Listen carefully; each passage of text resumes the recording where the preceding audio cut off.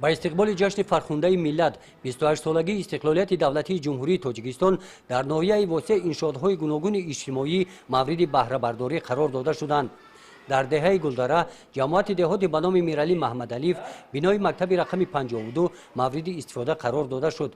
بنای تعلیمی مذکور برای 400 جای نشست در دو بست بنیاد گردیده دارای 10 صنفخانه، اتاق کاری آموزگاران، کتابخانه، بنگاه طبی، بناهای یاریرسان و میدانچه ورزشی عبارت می باشد. ساختمان بنا ماه یونی سال 2018 آغاز گردیده ماه اوگوست سال 2019 به اتمام رسید. مبلغ عمومی کارهای ساختمانی و تجهیزاتها 3,250,000 سومانی را تشکیل می‌دهد.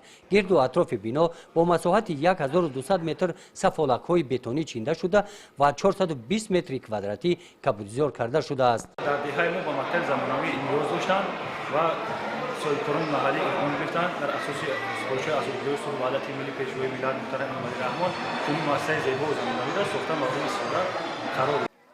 در این روزهای فرخنده در جماعت دهات به نام رودکی دهه انارستان با دستگیری حکومت جمهوری تاجیکستان، وزارت معارف و علم جمهوری تاجیکستان، مرکز تطبیق لایحه‌های ساختمان و مجهزگردانی مکتب‌ها نزد مؤسسه تحصیلات میانه عمومی رقم 51 بنای نوی تعلیمی مورد استفاده قرار داده شد.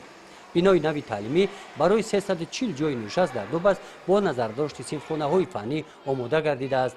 در این مؤسسه تعلیمی همچنین تالار ورزشی با 80 جای نشست، تالار مجلسگاه با 125 جای نشست، آشخانه با 60 جای نشست، کتابخانه با 46 جای نشست مورد بهره برداری قرار داده شده است.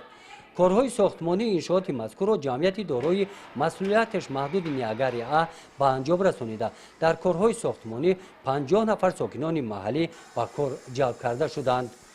گزارش خواجه نظریف خدای نظر ظهورов از ناحیه باسه برای برنامه اطلاعاتی نوید.